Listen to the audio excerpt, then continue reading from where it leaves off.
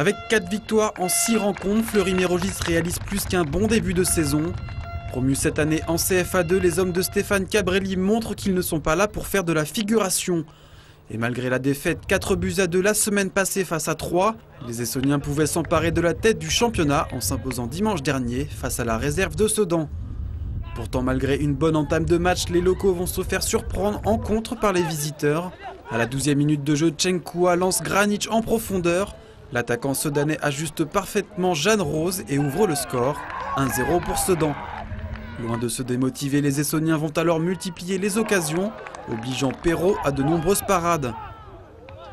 Les hommes de Stéphane Cabrelli mettent la pression sur leurs adversaires mais manquent cruellement de réalisme, tout du moins jusqu'à la 38e. Aderbach décale Diallo qui trouve un petit espace entre le gardien et le poteau. Un partout et tout est à refaire dans ce match. La rencontre monte en pression et Monsieur Grain commence à distribuer des cartons. Malgré une dernière occasion essonnienne, le score ne bougera plus d'ici la pause. Mais dès le retour des vestiaires, Fleury va se faire surprendre. Sur ce coup franc de Granic, Honoré ne peut suffisamment détourner le ballon et prolonge celui-ci dans son propre but. 2-1 pour Sedan et même 3-1 5 minutes plus tard.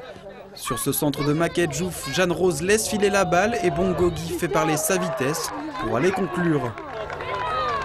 Le tournant du match intervient alors quelques instants plus tard. Slijepcevic trouve le mauvais côté du montant et voit sa frappe sortir en 6 mètres. Énorme occasion pour Fleury qui aurait pu revenir à 3-2. Mais c'est Sedan qui va en rajouter une couche. À la 69e, Tchenkua, étonnamment seul au milieu de la surface, reprend ce centre de la tête et trompe Jeanne Rose entre les jambes. Fleury va alors se découvrir pour essayer de recoller au tableau d'affichage, laissant de grands espaces derrière. Le score aurait pu être encore plus sévère. En fin de rencontre, une ultime offensive des Essonniens ne changera rien. Score final est sévère de 4-1 dans un match où le réalisme n'aura été que sedanais. En première mi-temps, on a loupé le coche, même si on avait quand même réussi à revenir au score parce qu'on a été mené rapidement.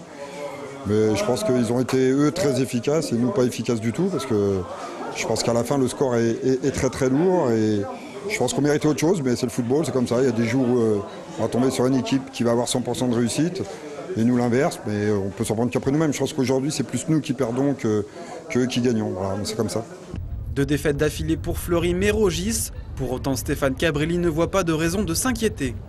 Sur la prestation d'aujourd'hui, il y a eu vraiment de bonnes choses dans le jeu, si ce n'est le manque d'efficacité. Mais après, c'est vrai que le foot, ça va très vite, donc il va falloir vite reprendre, je dirais, les bases de la victoire. En tout cas, casser tout de suite cette petite spirale. Mais donc voilà, on va être vigilant, on va travailler, on va y avoir l'intermède Coupe de France.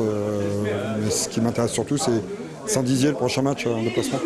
Au classement, les Essonniens sont désormais 5e avec 20 points, mais profitent du match nul de Croix et de la défaite de Roye pour ne pas se faire distancer de la tête du championnat.